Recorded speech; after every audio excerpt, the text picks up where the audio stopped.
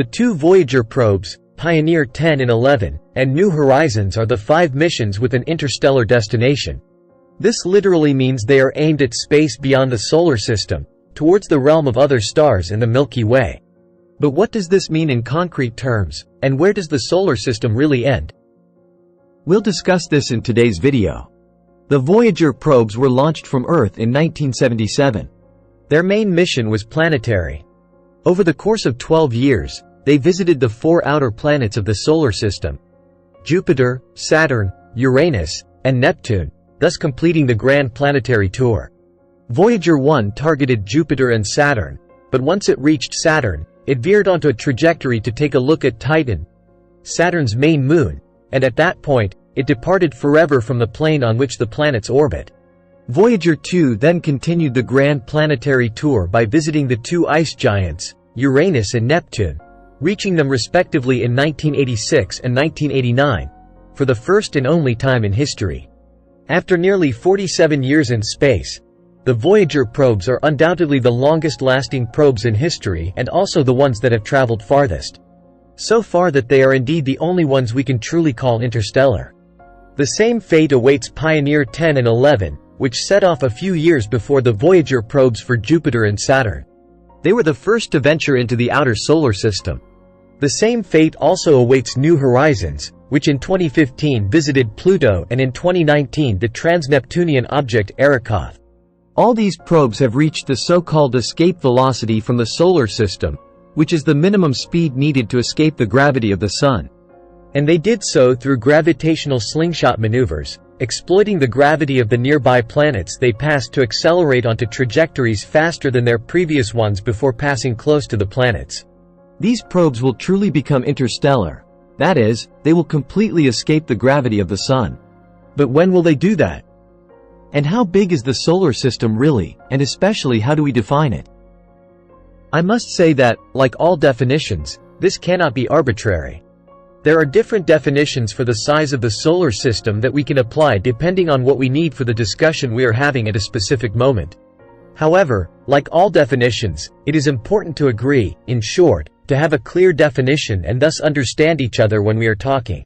So let's look at the different possibilities and then see which one is most easily used, especially regarding space probes. A simple hypothesis that has been used several times over time is to use the orbit of Neptune as the boundary of the solar system. That is, to say that the solar system is the one enclosed by Neptune's orbit and therefore the one that includes all the motions of the known planets. This choice perhaps made sense in historical periods when we only knew the 8 planets and at most also the asteroids that are still within this region. But it loses some sense when we know that beyond Neptune's orbit, so beyond more or less the 30.1 astronomical units, there is a lot of other stuff that is still related to the Sun, which would be a pity to consider outside the solar system. All objects beyond the average orbit of Neptune, at 30.1 astronomical units, are considered trans-Neptunian objects, that is, those that orbit beyond Neptune's orbit. First of all, there is the Kuiper belt, where all those objects between 30 and 50 astronomical units are found. They are all minor bodies or dwarf planets. For example, Pluto and Makemake are inside here, or there are other dwarf planet candidates like Quaoar. Arrokoth, seen by New Horizons, is one of these bodies in the Kuiper belt. It is predicted that 10002440 Churyumov-Gerasimenko is that asteroid that looks like a Scamorza.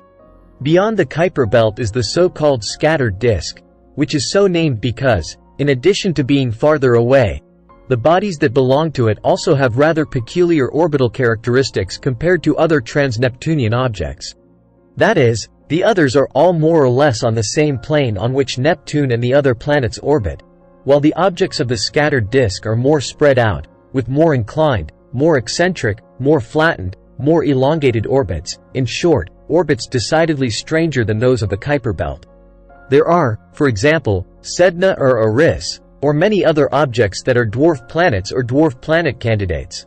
In this region, if we were to discover it in the future, there could also be Planet 9, the 9th planet of the solar system, if it exists. This is a story we might talk about another time, but there is this possibility anyway.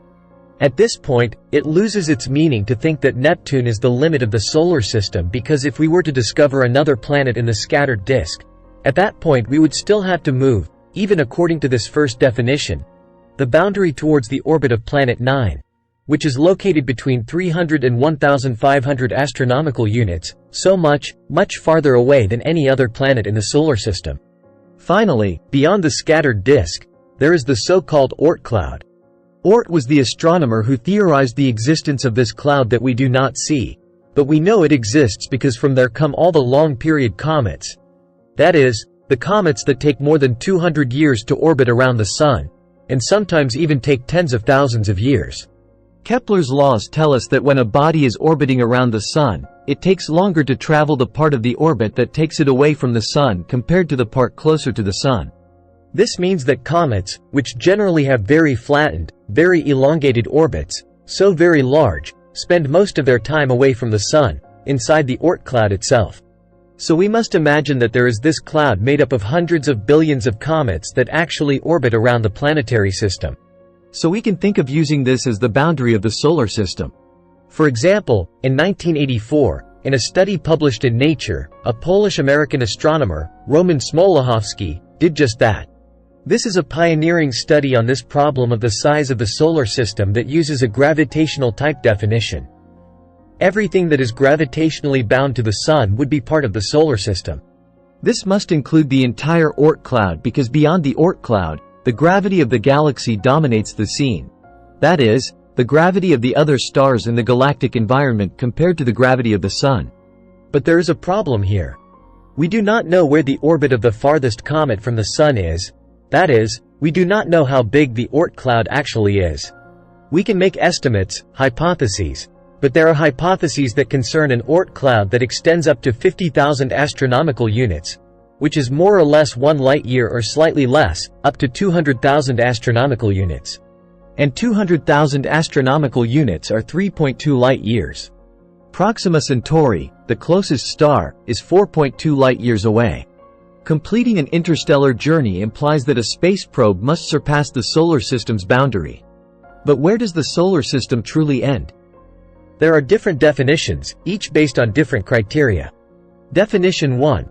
A historically used definition considers the solar system as the area enclosed by the orbit of Neptune, the farthest known planet of the solar system since ancient times.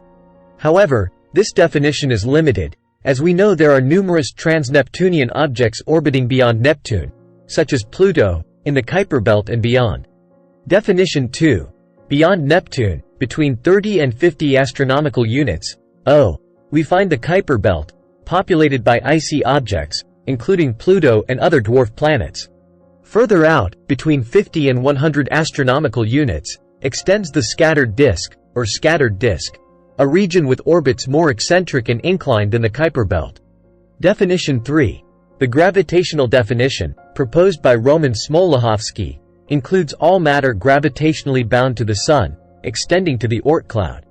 This cloud, located between 2,000 and 100,000 astronomical units from the Sun, is a vast sphere of comets representing the extreme limit of the Sun's gravitational influence.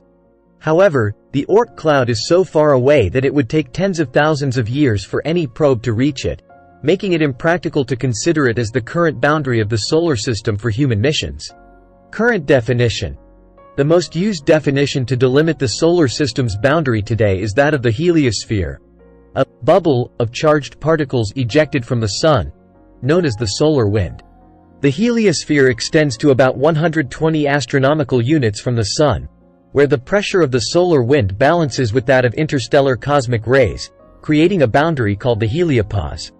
Voyager 1 crossed the heliopause in 2012 at about 122 astronomical units from the Sun, while Voyager 2 did so in 2018 at about 119 astronomical units. Both were able to detect a decrease in charged particles from the Sun and an increase in those from interstellar space, confirming their passage into the interstellar environment. Pioneer 10 and 11. Both Pioneer probes are now inactive. Pioneer 10, at about 136 astronomical units from the Sun, is expected to exit the heliopause around 2057. Pioneer 11, currently at about 111 astronomical units, will likely cross the heliopause by 2027. New Horizons. The New Horizons probe, which visited Pluto in 2015 and Arrokoth in 2019, is now at about 50 astronomical units from the Sun and is expected to reach the heliopause by 2040. The definition of the solar system's boundary can vary depending on the context. Using the heliopause as a reference is now the most practical choice for space missions since it represents a measurable physical boundary with current instruments. However, it is important to be aware of the other possible definitions and their intrinsic limitations. Thank you for following this explanation of the solar system's boundaries.